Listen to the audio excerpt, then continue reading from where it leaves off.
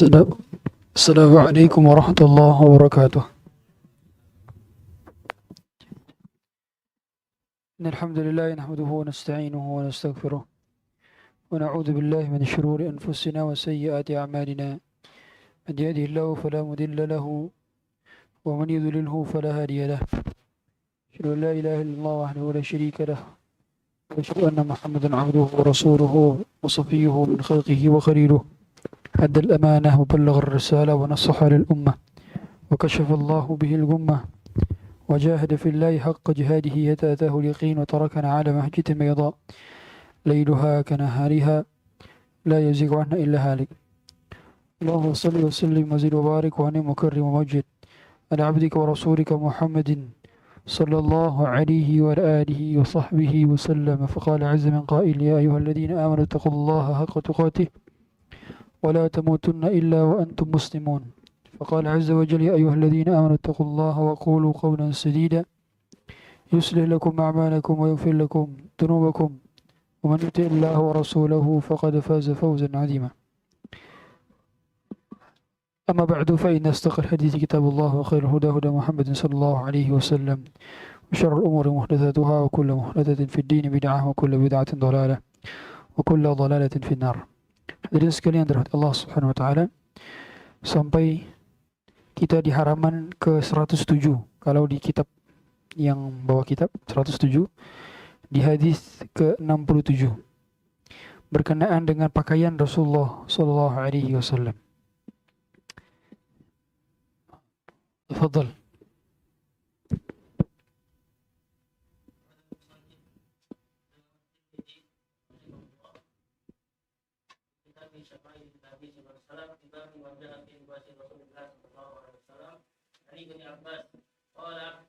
قال رسول الله صلى الله عليه وسلم: عليكم بالبيان من الثياب ليلبسها أحياؤكم وكفنوا فيها موتاكم فإنها من خير ثيابكم.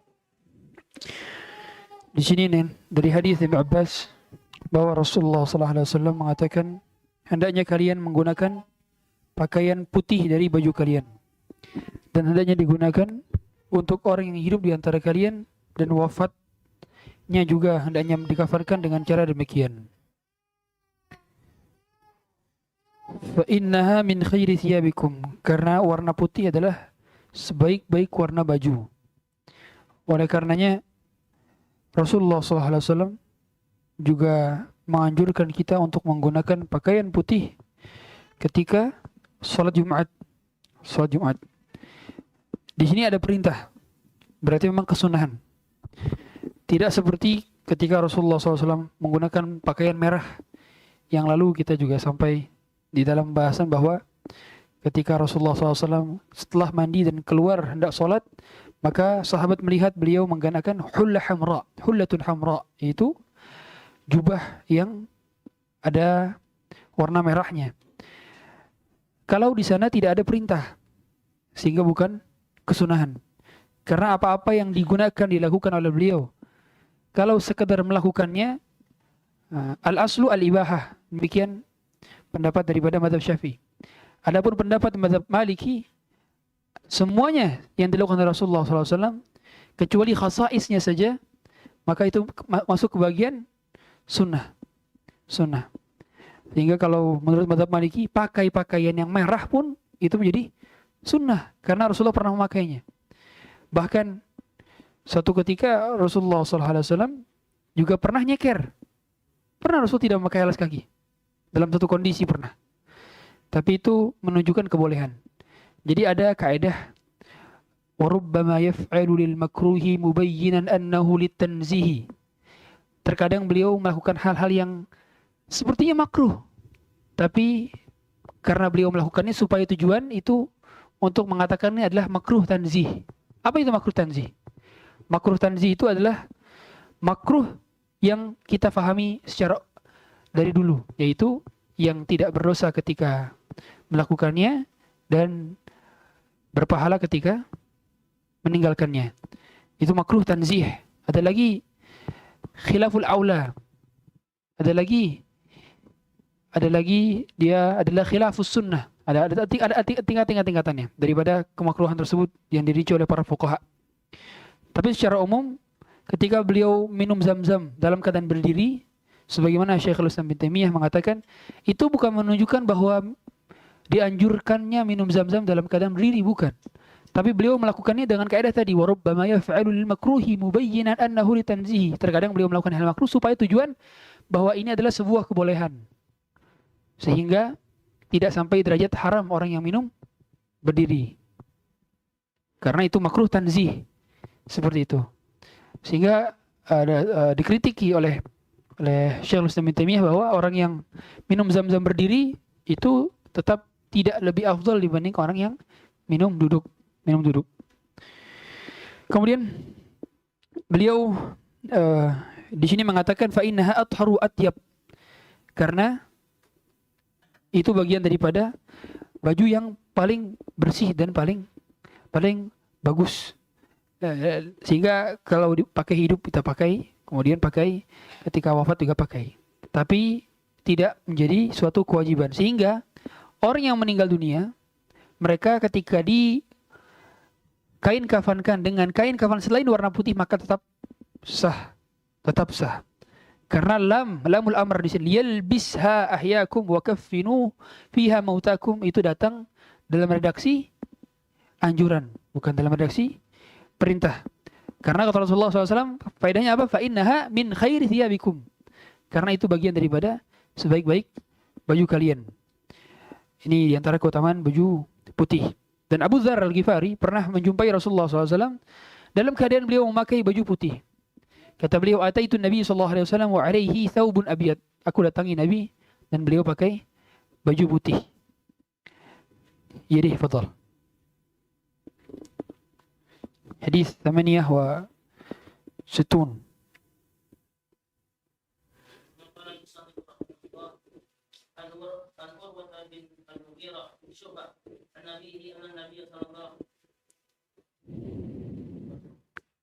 Samurah bin Jundub qala Rasulullah sallallahu alaihi wasallam ilbasul bayad fa innaha aqal wa atyab wa kaffinu fiha mautakum.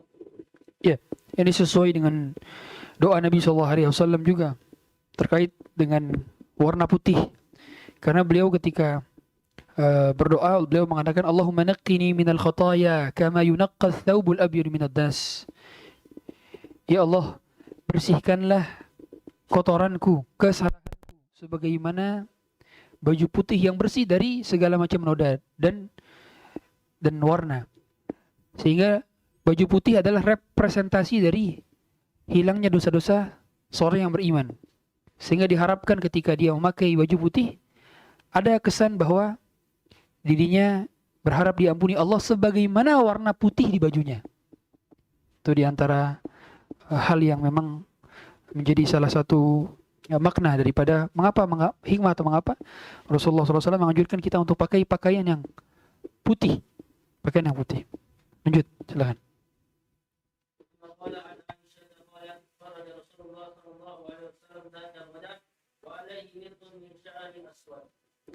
Ini berkenaan dengan ini juga. Kata Aisyah, Rasulullah SAW pernah keluar zata ghadatin, dalam satu kondisi pagi hari. Wa alaihi mirtun min syi'rin aswad, dan beliau memakai mirt. Mirt itu kisah untawilun wasi'un yu'tazru bih, semacam mantel yang itu berasal dari kulit hewan yang telah disamak dan warnanya adalah hitam.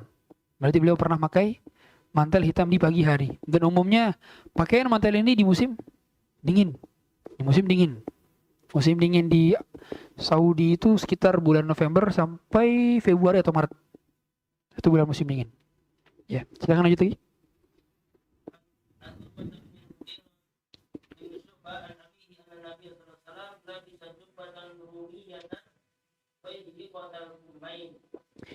Di sini Rasulullah SAW sebagaimana kata Urwah bin Mughirah bin Syu'bah dari ayahnya Mughirah bin Syu'bah, bahwa Nabi SAW pernah memakai jubbah. Jubbah itu seperti kita, gamis. Jubbah. Rumiyah yang berasal dari Rum. Romawi. Dayiqatal kumain, yang sempit. Apa nih? Kum itu apa? Kerah, apa bukan kerah, apa namanya? Ini. Bukan manset juga. Apa ya istilahnya? Ini pergelangan tangan lah, pergelangan tangan. Ya, pergelangan tangan. Ya. Sehingga beliau pernah menggunakan baju demikian. Dan ini adalah khas dari mana? Dari Romawi. Berarti boleh kita menggunakan pakaian-pakaian yang terbuat dari negara-negara kafir. Kita negara kafir Romawi. Boleh. Pakai pakaian impor, boleh. Hanya saja yang menjadi patokan daripada ini adalah ketika pertama, halal secara zat. Yang kedua apa? Yang kedua, pada dasarnya bukan dalam kondisi perang. Ada pembahasan itu. Itu pembahasan. Hukum menjual senjata kepada orang kafir dalam kondisi perang. Itu ada pembahasan dalam fikih. Itu terlarang. Nah, sehingga para ulama yang menganjurkan sebagaimana murid Syekh Albani, yaitu Syekh Masyhur Hasan Salman. Kata beliau, saya selama 30 tahun belum pernah masuk zat makanan minuman ke dalam kerongkongan saya, dan itu keuntungannya untuk Yahudi, kata dia. 30 tahun kata dia. Subhanallah. Barangkali beliau ijtihadnya adalah karena apa? Karena kondisinya perang. Beliau itu ulama Syam. Beliau lahir di Gaza. Sehingga fatwanya lebih kontekstual. Karena beliau murid Syekh Albani juga, ulama Salafi. Sehingga kalau beliau tidak mau menggunakan bukan dalam konteks apa? Mengharamkan. Beda ya. Antara tidak menggunakan dengan konteks mengharamkan beda. Tidak menggunakan itu preferensi masing-masing. Dan beliau tidak menggunakan produk Yahudi dikarenakan keuntungan yang disalurkan menuju ke sana pada akhirnya menjadikan kaum muslimin terbunuh di sana. Itu di antara ijtihad para ulama. Sehingga ijtihad para ulama tentang boikot sebuah produk apakah melalui izin ulil amri terlebih dahulu atau tidak, itu khilaf. Contoh, Syekh Albani bilang itu tidak perlu izin ulil amri. Kibar ulama yang khilaf, bukan saghairul ulama, kibar ulama. Berarti ini sebuah perkara khilaf. Ada yang mengatakan seperti Syekh Shalih Fauzan bilang harus izin ulil amri. Tapi kalau Syekh Utsaimin tidak perlu izin ulil amri, itu kata beliau. Sehingga ini termasuk permasalahan fikih, bukan termasuk permasalahan manhaj apalagi akidah. Begitu kata para ulama. Kemudian di sini berarti menunjukkan bahwa hukum asal daripada pakaian mubah selama di sini dijelaskan oleh Syekh Abdul Razak, selama tidak ada dalil yang mengharamkannya. Yang kedua, tidak ada jenis tasyabbuh kepada kufar. Sehingga kalau diketahui itu adalah pakaian yang memang ciri khasnya orang kafir. Pakaian Sinterklaas, pakaian jenis kebudayaan agama lain. Sekarang banyak itu yang memakai topi-topi Hindu ya, yang seperti itu harus dirinci tuh. Apakah itu betul-betul pakaian di daerah atau pakaian orang Hindu? Karena seandainya itu menjadi ciri khas orang Hindu, berarti itu termasuk tasyabuh pakai itu. Dan tidak boleh menjual segala macam aksesoris. Sekarang tanggal berapa? Tanggal 16. Lagi mau Natalan. Saya kembalikan lagi sampaikan lagi fatwa para ulama haram menjual atribut-atribut yang menjadi perayaan bagi Natalan dan Tahun Baru. Ini fatwa para ulama. Sehingga enggak boleh kaum muslimin menjual kue untuk Natalan. Enggak boleh. Dan tidak boleh juga untuk dia pakai kalau di kantor yang mewajibkan, tidak boleh dia taat dalam hal tersebut karena ta'at dari makhlukin fi ma'siyatil khaliq. Ya. Kemudian juga pakaian syuhrah. Apa itu pakaian syuhrah? Pakaian yang mencolok sendiri, yang berbeda dengan pakaian-pakaian pada umumnya. Oleh karenanya Rasulullah SAW ketika datang ke kota Madinah, itu penduduk Madinah sampai menyangka bahwa Abu Bakar lah yang Rasulullahnya. Karena mereka sempat tidak tahu kan. Sampai suatu ketika beliau masuk di rumah salah seorang sahabat Ansar, kemudian ada cahaya yang menaungi beliau hingga Abu Bakar memberikan satu pakaian di pundak beliau. Hingga masyarakat Madinah tahu, oh ternyata yang dimaksud Rasulullah Muhammad adalah yang orang ini, bukan si Abu Bakar. Bukan Abu Bakar radhiyallahu anhu. Karena apa? Berarti Rasulullah tidak pakai pakaian syuhrah. Menunjukkan bahwa beliau pakaiannya sama dengan sahabat yang lainnya. Sama. Beliau tidak beda sendiri. Beliau nggak pakai pakaian khusus, atribut khusus, atau jubah khusus yang mencolok, tidak. Ini tandanya pakaian syuhrah. Sehingga para ulama mengatakan bahwa apa namanya, sorban itu bukan termasuk kesunahan, dikarenakan sorban itu bagian daripada hal yang dilakukan juga oleh Abu Jahal dan kawan-kawan. Abu Jahal dan kawan juga pakai sorban, dan tidak ada perintah spesifik dari Rasulullah untuk memakai sorban. Hanya saja para ulama masukkan dia ke dalam bagian daripada supaya tidak turun wibawanya. Karena kan melepas sorban dari kepala merupakan bagian daripada khawarimul muru'ah bagi para ahli ilmu dan para penuntut ilmu. Sehingga kalau kita saksikan di Arab Saudi, kita baru menyaksikan kepala-kepala para masyayikh di sana pada saat umroh saja dan haji saja. Selebihnya enggak. Karena mereka menjaga muru'ah wibawa. Sampai-sampai kata Imam Syafi'i, seandainya air dingin itu ketika diminum dapat menurunkan muru'ah, maka aku tidak akan minum air dingin. Sampai demikian. Makanya para ulama menjelaskan bahwa khawarimul muru'ah itu termasuk ke dalam hal yang ada aspek dan unsur dari urf. Kalau di Indonesia, antum seringkah melihat asatidz tidak pakai peci ketika ceramah? Jarang. Tapi di Malaysia itu banyak. Banyak Malaysia. Coba Ustaz, temannya Ustaz Firanda tuh, dokter siapa namanya? Lupa nih. Nah, itu dia nggak pakai peci deh. Ini nggak pakai peci. Lulusan Madinah nggak pakai peci. Ceramahnya nggak pakai peci. Karena urfnya memang demikian. Ya, demikian. Jadi ada unsur khuf juga. Kemudian tidak boleh pakai harir sutra bagi laki-laki. Ya. Kemudian apa namanya, hal-hal yang memang menjadi mencolok. Karena pada dasarnya hukum asal dari pakaian, minuman, makanan itu halal selama tidak ada dalil yang mengharamkannya.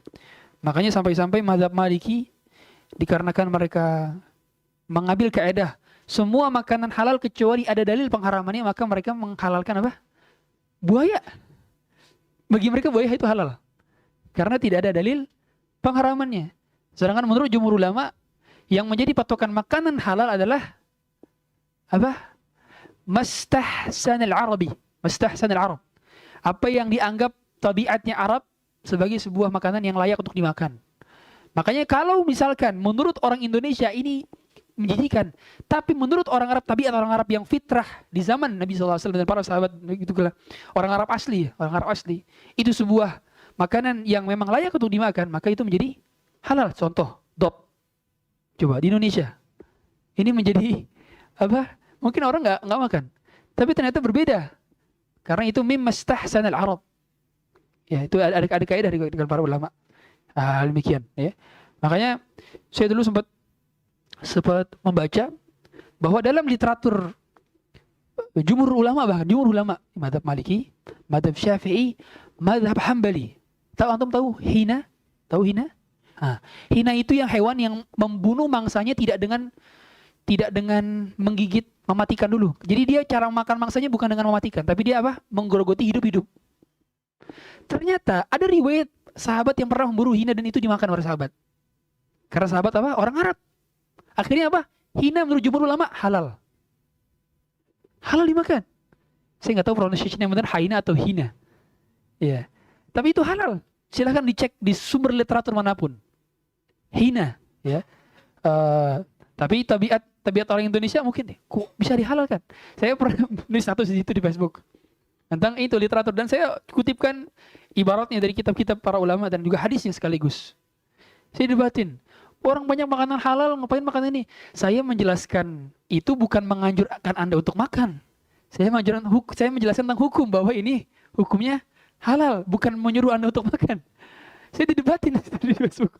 Subhanallah. Ya begitulah pada dasarnya konsekuensi menyampaikan ilmu. Ya. Kemudian lanjut yang ke-9. Bab 9.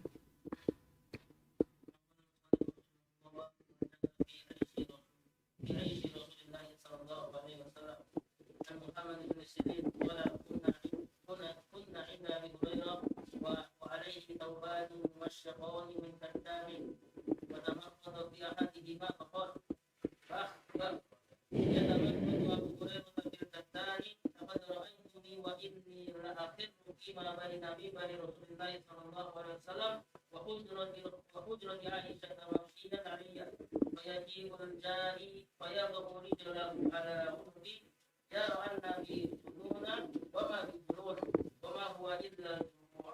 Ini di antara bab ma ja'a fi Aisyah Rasulullah SAW, bab tentang kesederhanaan hidup Rasulullah SAW. Jadi beliau hidupnya sangat sederhana. Jadi hidup beliau adalah kehidupan yang amat efektif dan efisien.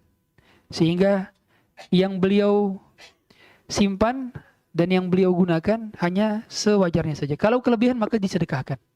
Jadi beliau maddakhara ta'aman qad, dalam satu riwayat kata Anas, beliau tidak pernah nyimpan makan untuk besok. Berarti kalau hari ini bisa makan, ya udah. Beliau tidak nyimpan lagi untuk besok. Tapi ini menyelisihi riwayat lain bahwa beliau pernah membeli 60 sa' gandum untuk istri-istrinya. Berarti jatah nafkah beliau kepada istri-istrinya itu tahunan, bukan harian. Tahunan. Kehidupan Rasulullah SAW bahkan ini beliau berdoa, ya, dalam doanya, Allahumma rzuq ala Muhammadin qutan. Ya Allah, berikanlah keluarga Muhammad qut. Apa itu qut? Qut itu makanan pokok yang paling rendah. Jadi Rasulullah cuma minta ibaratnya, kalau bahasa kita ini qut itu kan nasi ya. Ya Allah, saya minta nasi. Ya Allah, berikan keluarga kami nasi saja yang cukup. Berarti permintaan Rasulullah dalam perkara dunia tidak muluk-muluk. Tapi lihat permintaan beliau pada perkara-perkara akhirat. Apa kata beliau? Idza sa'altumullaha fas'aluhu al-firdaus fa innahu 'alal jannah wa awsatul jannah. Kalau kalian minta surga maka minta surga Firdaus. Karena Firdaus adalah yang paling tengah dan paling tinggi. Bahkan dia dalam doanya, bayangkan beliau di surga ada banyak, ada bidadari, ada wildan, ada dipan, ada emas, ada perak, ada sungai susu, ada sungai khamr, macam ladzatan lisyaribin yang membuat kenikmatan bagi peminumnya. Tapi tidak beliau minta dalam doanya. Apa yang beliau minta? Allahumma inni as'aluka ladzatan nadhari ila wajhikal karim. Tapi beliau minta untuk melihat wajah Allah Subhanahu wa taala di surga. Berarti dalam perkara akhirat puncak-puncaknya kita minta kepada Allah. Tapi dalam perkara dunia tak perlu muluk-muluk terkadang untuk mencukupkan kebutuhan. Karena yang kita cukupkan pada dasarnya, kita hanya butuh satu piring nasi untuk menegakkan tulang kita. Kita hanya butuh seteguk air untuk bisa berbicara dan beribadah tanpa berlebihan pada dasarnya. Inilah yang menjadikan Rasulullah minta pada perkara ini tidak muluk-muluk. Allahumma rzuq ala Muhammadin qutan. Bukan berarti tidak boleh menggunakan mobil bagus, menggunakan pakaian bagus, menggunakan handphone. Itu bukan berarti tidak boleh. Tapi terkadang kita berlebihan dan lupa bahwa ini daripada kehidupan dunia hanyalah sebentar. Fadhal. Yang hadis 71 dia dibacakan. Ini Abu Hurairah. Suatu ketika Abu Hurairah ini pingsan di depan kamar Rasulullah SAW. Jadi di antara hal yang menjadi tempat tinggalnya para sahabat-sahabat yang tidak punya rumah adalah di depan mimbar atau ahlu sufah, mereka tinggal di sana. Di depan kamarnya Nabi SAW. Mereka nggak punya tempat tinggal. Salah satu orangnya adalah Abu Hurairah.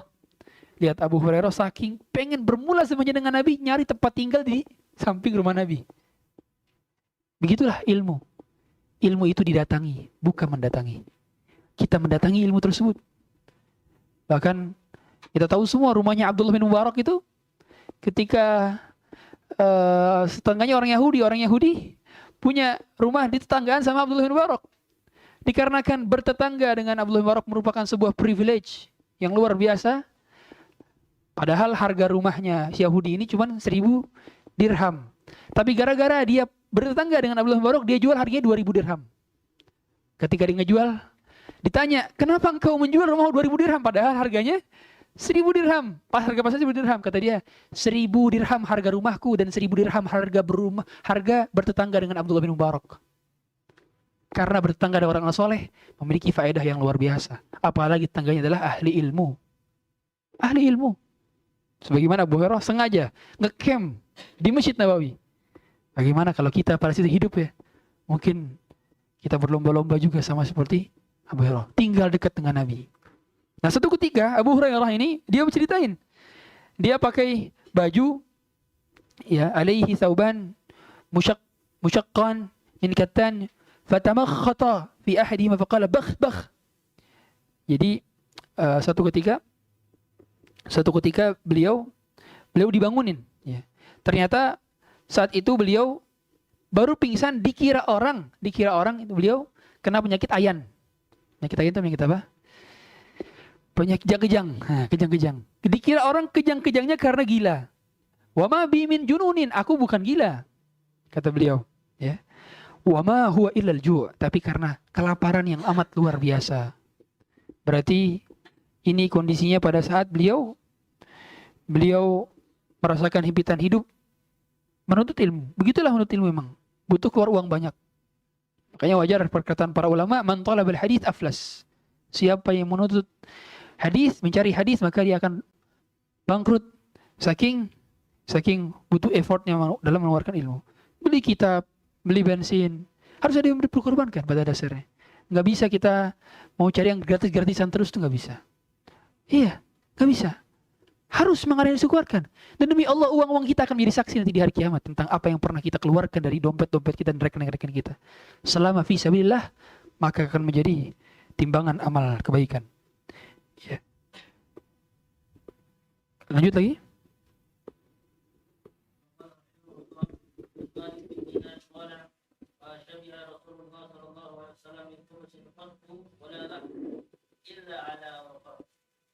Ya. Jadi di sini kata Malik bin Dinar, Rasulullah SAW itu tidak pernah kenyang dalam makan khubz, roti, apalagi daging, illa ala dhafafin, kecuali pas makan ramai-ramai. Jadi kenyangnya Rasulullah itu kalau pas makan ramai-ramai. Kalau pas makan sendirian gak kenyang-kenyang. Bahkan nanti kita akan lihat hadis lain, beliau itu makannya itu dibagi 3. Satu porsi makanan, 1 kali makan kita, itu sama beliau bisa dibagi untuk 3 kali makan dalam 1 hari. Berarti 1 hari makan ada 1 porsi jatah makan kita. Kan umumnya orang itu baru kenyang itu kalau 1 porsi. Setengah porsi itu udah hampir kenyang. Dan beliau, nanti hadis-hadis lain, dijadikan 1/3. Subhanallah. Pantas wajar, gak kenyang. Makanya Imam Syafi'i juga mengikuti. Kalau Imam Syafi'i, ma syabi'tu mundu 16 sana. Aku belum pernah aku merasakan rasa lapar selama 16 tahun. Imam Syafi'i. Selama 16 tahun aku belum pernah merasakan rasanya kenyang. Kata Imam Syafi'i. Begitulah ilmu. Sampai-sampai Imam Nawawi itu kalau tidur, kata beliau apa? Beliau pernah 2 tahun tidur, lambungnya nggak nempel ke kasur. Jadi cara tidurnya gimana? Gini. 2 tahun. Sehari 12 majelis. Wajar akhirnya punya karya Arba'in Nawawiyah, Majmu' Syarh Muhadzab, Minhajut Talibin, Al-Minhaj Syarh Sahih Muslim. Wajar. Karena memang perjuangannya. Makanya kata para ulama, mengapa kok karya Imam Nawawi seperti berkah semuanya? Wajar. Karena setiap hembusan nafasnya adalah ilmu yang bermanfaat dan amal yang bermanfaat. Hembusan nafasnya. Imam Nawawi rahimahullah ta'ala. Kemudian di sini ada perkataan yang bagus sekali, ya. Jadi kata Imam Ahmad di sini, ya, mengapa Rasulullah SAW kok pas makan bareng justru malah kenyang? Kenapa? Bagus nih jawaban daripada Imam Ahmad. Idza jama'at taba'amu arba'an. Kalau makanan itu berkumpul 4 hal, faqad kamul, maka akan sempurna. Idza dzukira smullahi fi awwali. Pertama disebutkan nama Allah di awalnya. Wa humidallahu fi akhirih, dan diucapkan alhamdulillah di akhirnya. Wa kathrat alaihi al-aidi, dan banyak yang makan, wa kana min halin, dan makanannya halal. Di sini yang menjadi penjelasan dari sini, hadis ini adalah Rasulullah SAW kenyang itu karena ada keberkahan pada makan bersama. Ada keberkahan pada makan bersama. Apalagi yang makannya orang-orang soleh. Makanya kalau orang yang soleh yang makan, kita didoain sama dia. Kan ada doanya. Doa gimana? Doa ditraktir gimana doanya? Kalian tahu gak? Allahumma at'im man at'amana wa asqi man saqana. Itu cara doa ditraktir. Iya. Itu cara doa dikasih makan sama orang. Oleh karena itu, Sebagaimana kata Rasulullah SAW apa? La tusahib illa mu'minan wa la ya'kul ta'amaka illa taqiyan. Jangan temenan kecuali sama orang mukmin, dan jangan makan makanan kamu kecuali orang yang bertakwa. Karena orang yang bertakwa, dia akan mendoakan orang yang memberi makan kepadanya. Berarti Rasulullah SAW ingin mendapatkan keberkahan yang dijanjikan Allah Subhanahu Wa Taala pada makanan-makanan yang dimakan banyak orang.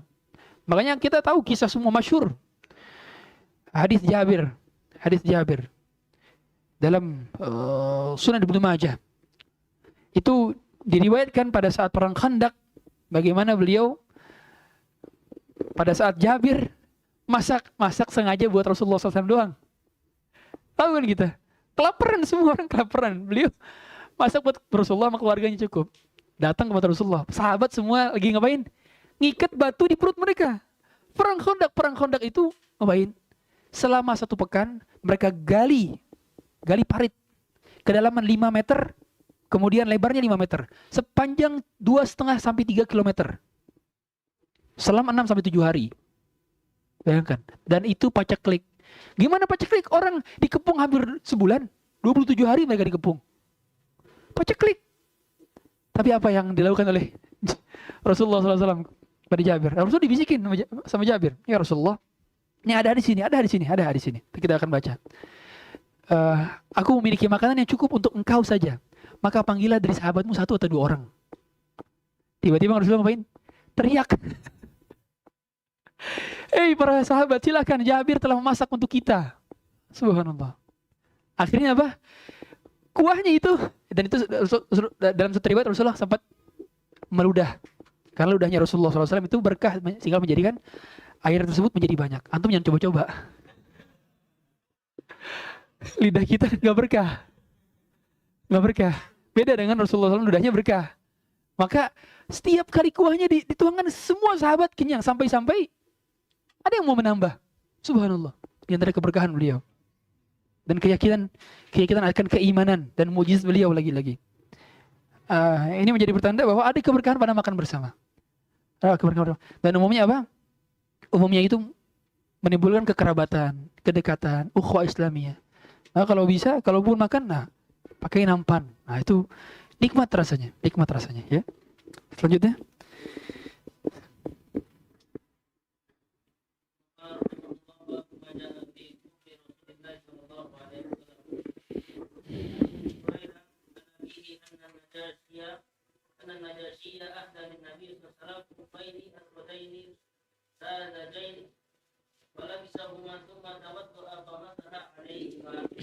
Ya, bab berkenaan dengan khufnya Rasulullah SAW. Apa itu khuf?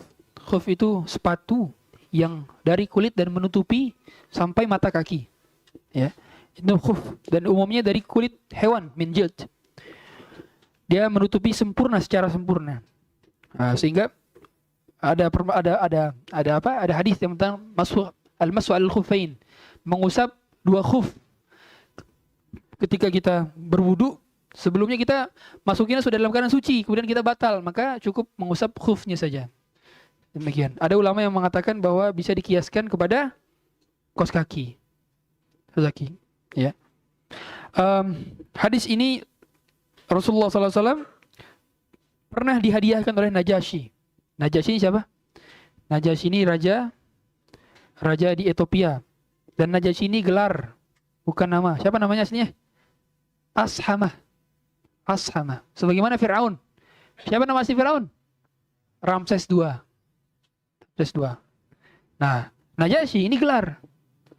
Sama seperti Al-Malik. Kalau kita tahu gelar minta, ada Perdana Menteri, ada Presiden, ada Sultan, ada Raja. Kan? Jadi beda-beda. Nah, Najasyi memberikan hadiah. Nah, dia pada saat itu, bagaimana dalam sebuah hadis beliau sudah Muslim, memberikan hadiah kepada Rasulullah SAW berupa khuf, sepatu kulit warna hitam, ya, warna hitam, dan hitamnya hitam pekat. Kemudian Rasulullah ngapain? Fala bisahuma thumma tawadda. Kemudian Rasulullah langsung pakai, kemudian beliau berwudu. Wa masaha alaihima, kemudian beliau mengusap di atasnya. Makanya hadis berkenaan al-mashu wal khufain merupakan hadis mutawatir. Jadi ada beberapa hadis yang mutawatir. Apa itu mutawatir? Mutawatir itu diriwayatkan oleh setiap tabaqat, setiap generasi banyak orang, sehingga yastahilu tawattuhu 'ala al-kadhib, mustahil dusta. Mimma tawatara hadithu man kadzab wa man bana lillahi baitan wahtasab wa ru'yatun syafa'atun wal haudu wa hadil wa maskhul khufaini wa hadi ba'du. Itu ada beberapa hadis mutawatir. Mimma tawatara hadithu man kadzab, yaitu hadis man ta'ammada 'alayya muta'ammidan falyatabawa, man kadzdzaba 'alayya muta'ammidan falyatabawa maq'adahu minan nar. Siapa yang berdusta atas namaku, maka dapat dia kaflingan di neraka. Satu, mutawatir. Yang kedua adalah hadis tentang man bana lillahi baitan, siapa yang membangun rumah Allah, banallahu lahu baitan fil jannah. Man bana lillahi masjidan, banallahu lahu baitan fil jannah. Siapa yang bangun masjid di dunia, maka akan dibangunkan istana di surga. Dan di antara hadis yang mutawatir adalah hadis Mas'ul Khufain. Ternyata satu kelompok yang tidak percaya dengan hadis tentang Mas'ul Khufain siapa? Syiah. Di antara akidahnya Syiah adalah dia tidak mengusap khuf. Makanya cara wudunya Syiah itu berbeda. Kalau wudunya Syiah itu bukan kalau kaki itu bukan dialiri dengan air, tapi diusap. Jadi kalau air gini deh. Sama seperti mengusap rambut. Makanya rambut itu cara wudunya bukan gini. Bukan. Tapi diapain? Diusap belakang. Makanya beda kan? Nah, Syiah kebalikan nih. Nah, cara itu makanya di antara akidah Syiah yang dijelaskan di dalam akidah Thahawiyah. Demikian.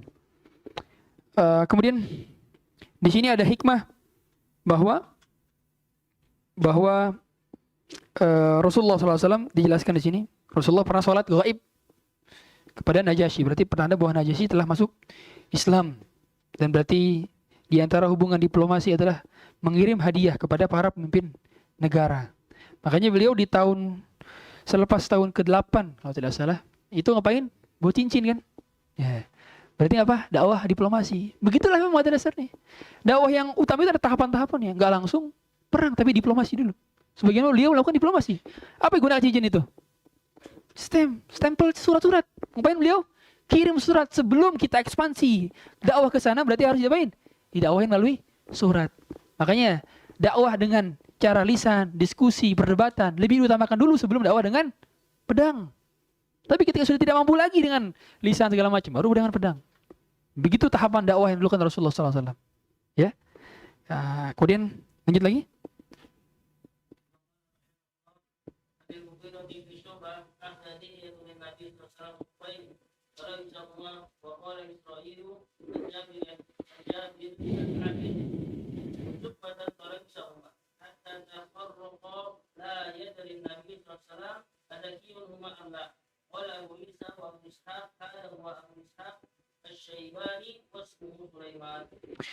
Ini Rasulullah SAW dikasih hadiah oleh Dihya Al-Kalbi. Dihya ini salah satu sahabat yang paling tampan. Makanya malaikat Jibril sering kali ketika menyamar atau ketika menyerupakan salah seorang manusia, maka mirip sekali dengan Dihya Al-Kalbi. Dan Dihya Al-Kalbi pernah ngasih Rasulullah SAW hadiah berupa jubbah. Jubbah, dan Rasulullah langsung pakai. Nah, makanya di antara sunnahnya dikasih hadiah, diapain? Langsung dipakai di depan orangnya. Antum, saya kemarin dikasih minyak wangi antum, langsung pakai tuh. Karena apa? Idkhalus surur itu memasukkan kebahagiaan kepada hati kaum muslimin, kepada pemberi. Itu. Saya nggak minta hadiah, saya minta insyaallah. Karena ujung-ujung sini tatat nih. Enggak. Udah cukup insyaallah. Ya. Tapi yang jelas itu bagian daripada sunnah, dan Rasulullah SAW menginginkan kesenangan hati daripada sahabat-sahabatnya. Ya. Dan makanya kata Syekh Abdul Razak, itu bagian daripada idkhalus surur, yudkhilus surur al-muhdi, ya gitu, memberikan kebahagiaan kepada orang yang ngasih hadiah. Karena umumnya orang yang dikasih hadiah itu senang ketika barangnya dipakai, ya. Betul. Lanjut lagi.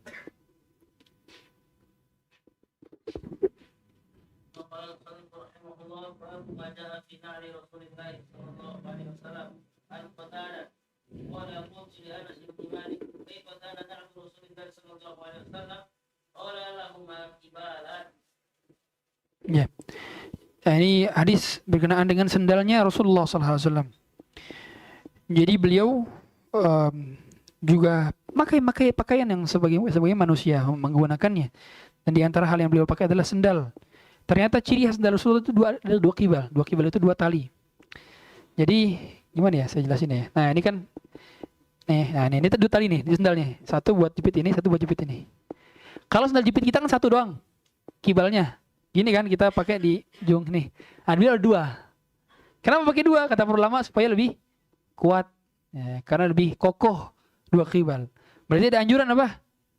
Kalau beli sendal yang bagus. Ya kan? Iya. Nah, ada beli sendal bagus berarti. Di sini Rasulullah SAW pakai dua kibal. Gitu kata para ulama. Sehingga diikuti oleh para sahabat lainnya. Ya. Karena mereka juga menggunakan hal yang sama hadis ini. Kibal. Kemudian lanjut lagi.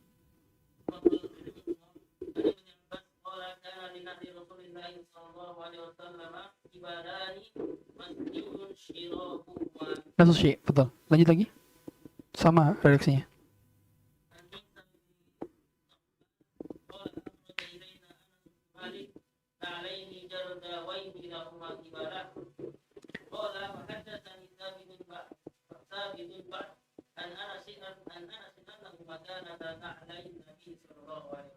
Ya, ini di antara hal yang paling diketahui oleh Anas tentang ciri fisik sendalnya Nabi. Kenapa kok bisa tahu sendalnya Nabi? Karena dia yang pegangin. Jadi setiap Nabi SAW mau ke kamar mandi, mau ada hajat ke ruangan, maka yang pegangin sendalnya adalah Anas. Subhanallah ya. Khadim Rasulullah SAW. Makanya khadim itu dia menjadi mulia tergantung nisbatnya ke siapa. Khadim itu artinya apa? Membantu kan? Ketika dinisbatkan kepada Nabi jadi mulia gak? Mulia. Khadim ketika dinisbatkan kepada Haramain jadi mulia gak? Mulia. Khadimul Haramain Syarifain. Jadi mulia tuh. Ya. Maka kalau kitanya khadimnya adalah pekerjaan yang mulia, maka pada dasarnya menjadi mulia juga. Anas bin Malik tahu bahwa ciri-ciri sendalnya Nabi adalah lahuma qibalan. Ya. Karena dia sendiri yang sering pegang sendalnya Nabi. Makanya ada memang pada dasarnya kita ketika menjelaskan, saya sudah jelaskan berkali-kali, ketika melihat bagaimana ada perentangan hadis yang satu dengan yang lainnya, lihat sahabat sama-sama sahih, riwayatnya sama-sama kuat, sama-sama di Sahih Bukhari bahkan. Kok bisa beda? Gimana caranya? Lihat sahabat yang paling dekat dengan Nabi. Karena yang paling dekat itulah yang lebih rajih. Seperti itu cara tarjih daripada riwayat-riwayat yang sama-sama sahih tapi bertentangan redaksinya. Gitu ya. Next, lanjut. Ya, betul. Turun apa? Kaifa turun dari sujud. Ini dua-duanya kan pada dasarnya berada di hadis riwayat Abu Daud. Berdekatan. Yang satu di sini, yang satu di sini. Umumnya kalau dilihat dari para ulama yang mentarjih antara kedua hadis tersebut, yang pertama mentarjih tangan dulu, yang kedua mentarjih kaki dahulu, kan begitu. Itu umumnya mereka bukan berasal dari sahabat yang ditarjih, tapi berasal dari tabakat berikutnya. Jadi bukan permasalahan di sahabatnya. Ya. Tapi yang jelas ada para ulama yang menjelaskan bahwa Rasulullah SAW di akhir hayatnya lebih sering menggunakan tangan dulu. Tapi di awal-awal beliau sholat, beliau lebih sering menggunakan lutut dulu. Ya. Sehingga kedua riwayat ini pada dasarnya saling menguatkan. Berarti kalau sama-sama sahih berarti apa artinya? Ikhtiari dong, berarti kan? Paham nggak? Berarti terkadang kita boleh pakai tangan, terkadang kita boleh pakai lutut. Ya, yang salah pakai kepala duluan. Bisa antum pakai kepala?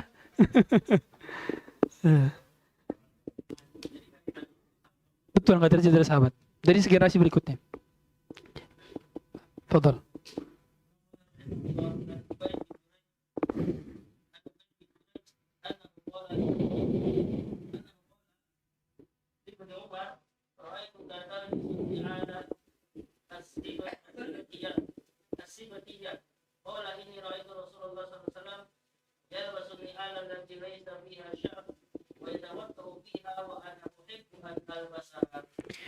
Dan dari sahabat Ibnu Umar, ra'aitu talbasu ni'al as-sabtiyah. Aku melihat engkau pakai sendal jenis sabtiyah. Kemudian kata Ibnu Umar gimana? Inni ra'aitu Rasulullah SAW yalbasu ni'al allati laysa fiha syarr. Aku memakai sendal ini karena aku pernah melihat Rasulullah SAW memakai sendal yang sama, yang tidak ada bulu-bulunya. Wa yatawadda fiha, kemudian Rasulullah wudu wa ana uhibbu an albasaha. Makanya di antara sahabat yang paling sering mengikuti dan mencontoh Rasulullah dalam segala macam sisi kehidupan adalah siapa? Ya, Ibnu Umar. Ini Ibnu Umar. Sahibut namanya, sahibut ta'asi. Sahibut ta'asi. Jadi ta'asi itu apa? Orang yang suka dengan mengerjakan sunnah. Diberi dengan sahibut ta'asi. Ibnu Umar itu pernah beliau pernah menjelajahi jejak-jejak mana yang pernah Rasulullah pijaki ketika Rasulullah hijrah ke Madinah. Kan trek hijrah Rasulullah kan berbeda dengan jalan biasa kan. Beliau kemana? Ke selatan dulu, baru beliau ke Madinah. Jadi jalurnya lebih jauh, makanya perjalanannya hampir sebulan. Lama. Karena treknya jauh. Ibnu Umar pernah jalan sengaja ngikutin trek mana. Bahkan di tempat yang pernah Rasulullah SAW kencing, di sana beliau kencing juga di sana. Iya. Saking ngikutinnya sahibut ta'asi. Wajar saja nih. Perkataan masalah sendal aja, dia nggak pengen sendalnya berbeda dengan idolanya. Luar biasanya Ibnu Umar. Maka jangan sampai kita meremehkan sunnah. Jangan sampai. Nah, harus semangat dengan sunnah. Meskipun para ulama khilaf lagi kan, apakah sendal termasuk kesunahan juga ada perlu disamakan. Lagi-lagi barangkali Ibnu Umar berijtihad bahwa itu bagian daripada kesunahan. Ya, bagian daripada kesunahan. Iya, as-sabtiyah adalah nisbat kepada sabt. Ya, kepada satu daerah. Ya. Kemudian juga ini bagian daripada sendal yang berasal dari kulit, dan kulit daripada sapi yang telah disamak al-madugh, ya. Dan kulitnya telah rambut-rambut bulu-bulunya telah dibakar ya kali ini ya, biar enggak ada. Nah, gitu. Jadi Rasulullah pernah pakai sendal tersebut, ya. Dan ini menjadi pertanda bahwa kita boleh pakai pakaian atau kulit-kulit hewan-hewan yang halal pada dasarnya. Sebagaimana kata para ulama juga. Dan kalau kulit-kulit hewan-hewan yang tidak halal dimakan, nah itu diperselisihkan oleh para ulama. Yang jelas kalau kulit-kulitnya dari babi sama anjing tidak sah. Tapi kalau yang seperti kulit buaya, kulit ular, ini diperselisihkan oleh para ulama. Diperselisihkan. Tapi sebaiknya tidak. Kalau saya sarankan sebaiknya tidak. Khuruj minal khilaf mustahab. Keluar dari perkara khilaf adalah suatu hal yang dianjurkan. Demikian. Lanjut lagi.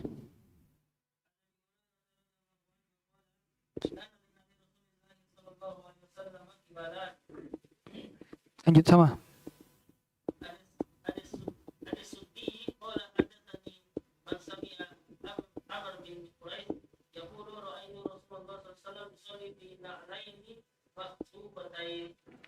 Ya, di antara ciri sendal Rasulullah SAW adalah beliau sendalnya makhsufatain. Apa itu makhsufah kalau di situ? Coba lihat. Apa arti makhsuf? Makhsufatain. Apa? Menggabung satu bagian dengan yang lain. Jadi sendal gini. Apa namanya? Silang. Nah, makhsufatain. Sendalnya terkadang silang. Demikian kita lanjut nanti pada Isya, insyaallah taala. Silakan azan.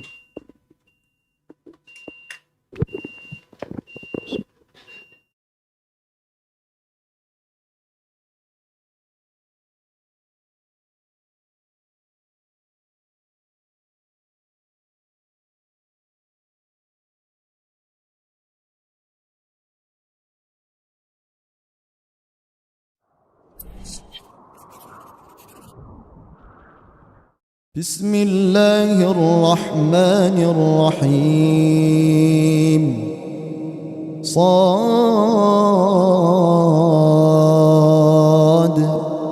والقرآن ذي الذكر بل الذين كفروا في عزة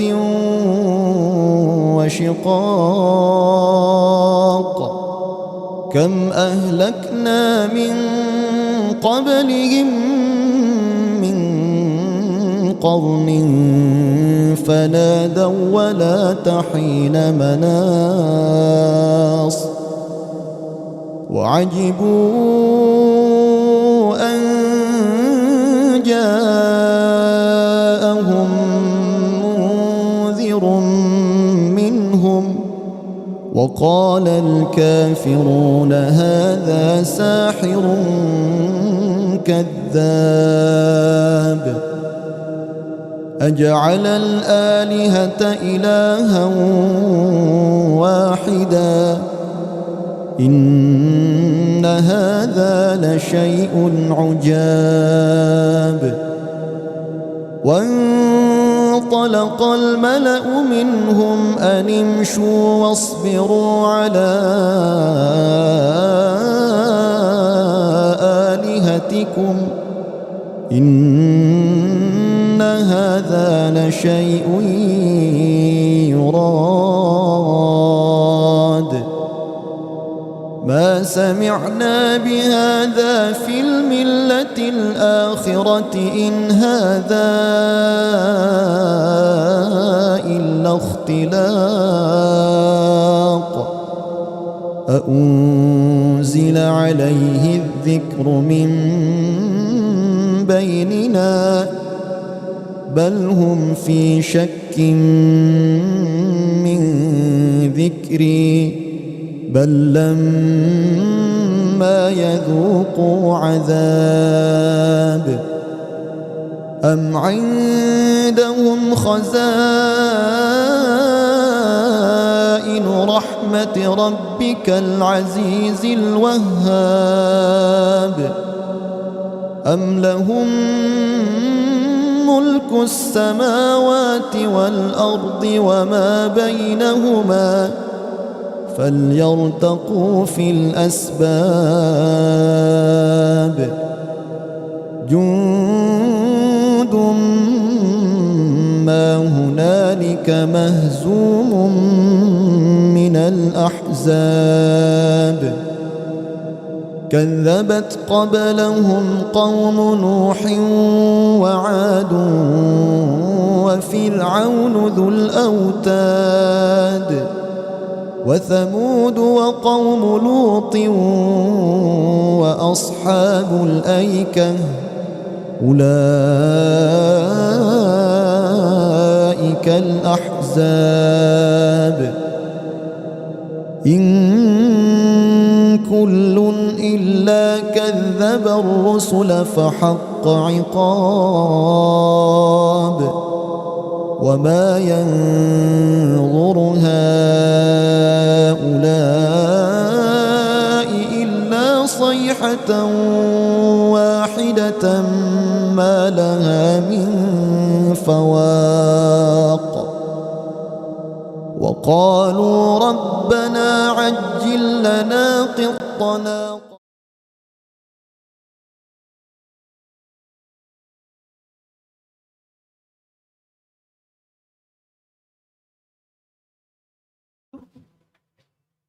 Ya, lanjut aja dulu. Cek. Di antara hal yang dilakukan Rasulullah SAW adalah beliau sholat menggunakan sendal. Sendal berarti termasuk sunnah sholat menggunakan sendal. Tapi tidak seperti sekarang di masjid. Kalau umumnya masjid-masjid sudah menggunakan karpet dan sudah bersih. Sehingga sunnah ini baru bisa diterapkan pada perkara-perkara ketika Anda di Masjid Nabawi, di Masjidil Haram, di pelataran-pelataran. Nah, itu sulit itu untuk kalau kita terus-terusan berada di dalam ya, kecuali datangnya minimal 20 menit atau 30 menit sebelum azan, baru dapat di dalam. Kalau sudah azan udah nggak bisa dapat dalam. Nah, di luar pelataran-pelataran itu baru bisa pakai itu. Karena itu kan cuma beraskan lantai dan itu orang lewat. Ibarat di pinggir jalan lah, pinggir jalan itu nah, itu baru bisa pakai sendal. Itu sunnah itu. Sengaja kalau ke sana kita tidak ada masalah, kita pakai sendal. Mengamalkan sunnah Nabi SAW. Jadi minimal hadirin sekalian, pada perkara-perkara yang sifatnya demikian, kita baca hadis Nabi SAW, langsung kita bertekad untuk ngamalin. Apapun itu hadis yang ini sunnah, langsung coba berusaha untuk ngamalin. Seandainya seumur hidup belum pernah sholat pakai sendal, cobain sholat pakai sendal. Cobain. Begitu Imam Ahmad. Mungkin Imam Ahmad hafal sejuta hadis dan tidaklah beliau masukkan satu hadis pun ke dalam kitab beliau, musnadnya beliau, kecuali pasti beliau mengamalkannya terlebih dahulu. Makanya berkah ilmunya sampai sekarang. Agar ilmu kita berkah, semua yang kita belajar ini jangan cuma sekedar jadi informasi. Tapi semua diamalkan. Kemudian di antara hadis berikutnya kata Rasulullah betul.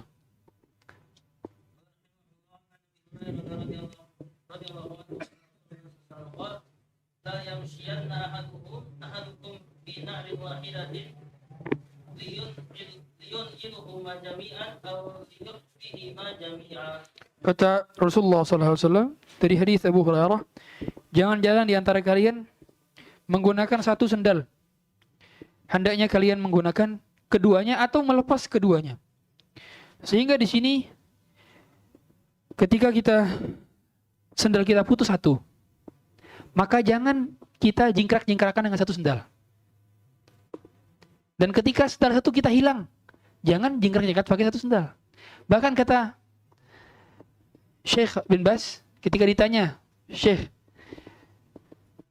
saya seringkali sendal saya ketika saya keluar masjid, yang satu di sini, yang satu di sana.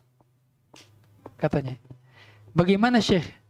Kemudian kata Syekh adalah, kalau kamu bisa menjalankan sunnah Nabi walau bi khutwatin, faf'al. Kalau kamu bisa menjalankan sunnah Nabi dengan sebisamu, dengan satu langkah atau dua langkah, maka kerjakan. Maksudnya apa? Nyekir dulu. Karena kalau antum paksakan pakai suatu sendal, untuk kesananya akhirnya apa? Nyingkrak gini nih. Nah, dan itu menzalimi apa?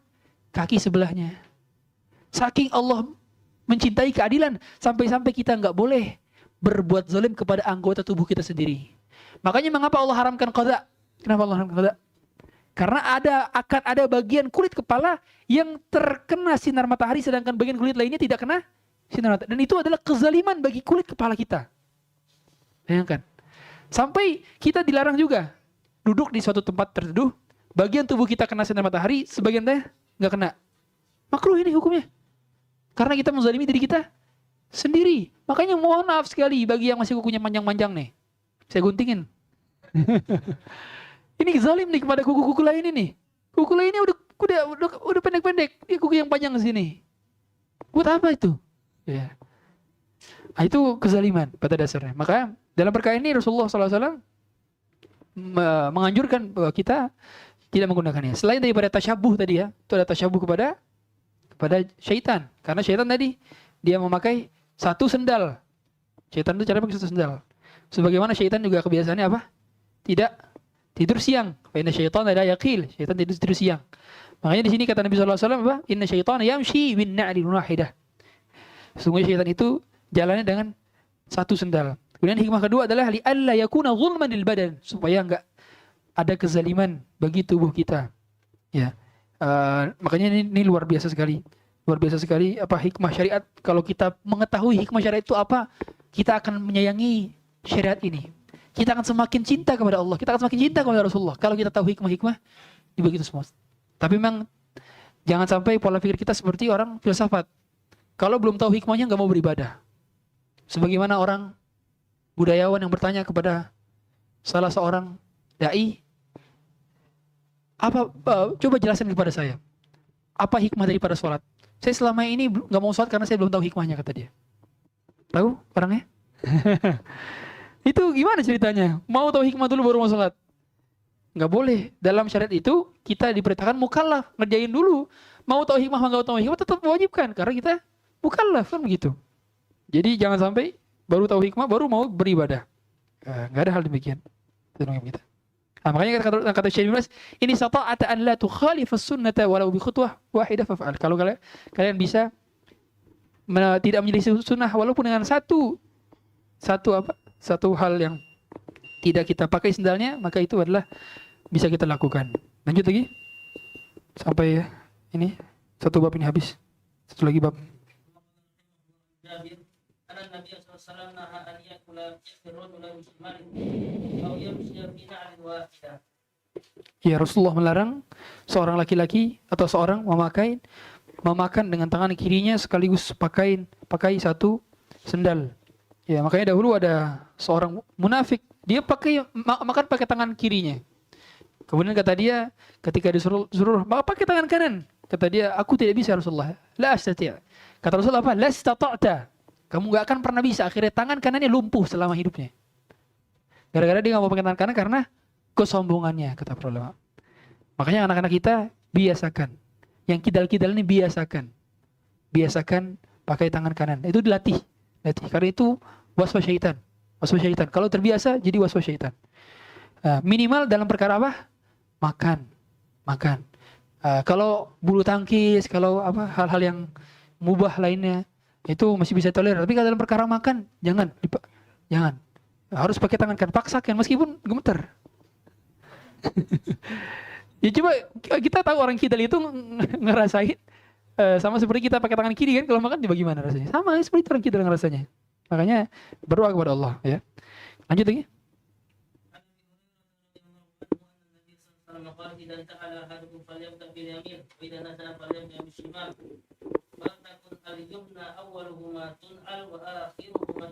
Nah, ini kata Nabi SAW, kalau kita pakai sendal pertama kali pakai sendal kanan dulu, ya. Masukin slop itu sendal kanan dulu.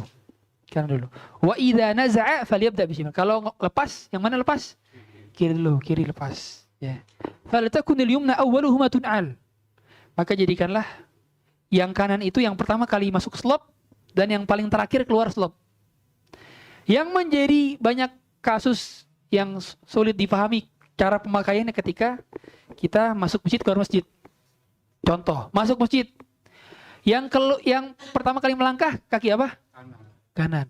Tapi yang pertama kali keluar di sendal kaki mana? Kaki kiri. Berarti caranya gimana? Caranya nih, pakai sendal antum ya. Di depan masjid nih, keluarin yang kiri, injak tak. Keluarin yang kanan, masukin ke masjid. Caranya gitu. Jadi begitu keluar slop, nggak langsung masuk. Karena kan kaki kanan yang masuk. Berarti diinjak dulu slopnya. Nah, yang kasihan slopnya ada jarum di atasnya. Susah tuh deh, injak kayak kasihan. Nah, gimana kalau pas keluar? Pas keluar itu, yang keluar apa? Kiri. Tapi yang masuk slop pertama apa? Kanan, ya kan? Berarti begitu keluar diinjak dulu sendal kirinya. Injak, baru keluar yang kanan, masukin slop. Baru yang kiri, masukin. Itu tahapan. Ustaz ribet Ustaz. Ini sunnah. Sunnah Rasulullah ini dalam konteks apa? Perintah loh. Perintah berarti sunnah. Ya kan? Berarti berpahala kita kalau melakukan hal yang demikian. Lanjut lagi.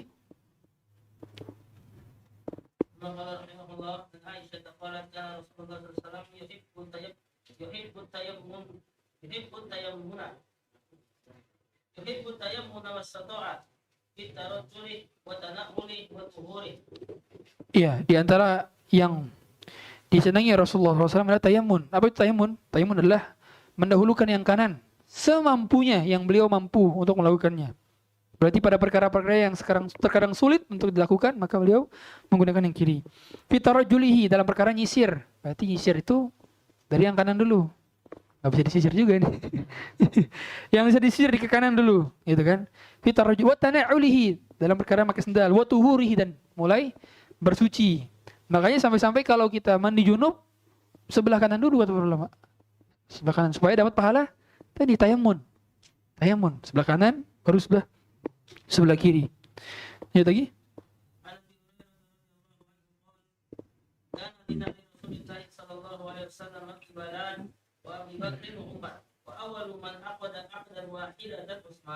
Nah, jadi Abu Bakar dan Umar sama kibal. Slopnya ada dua ini bisa dijadikan gini. Nah, begini.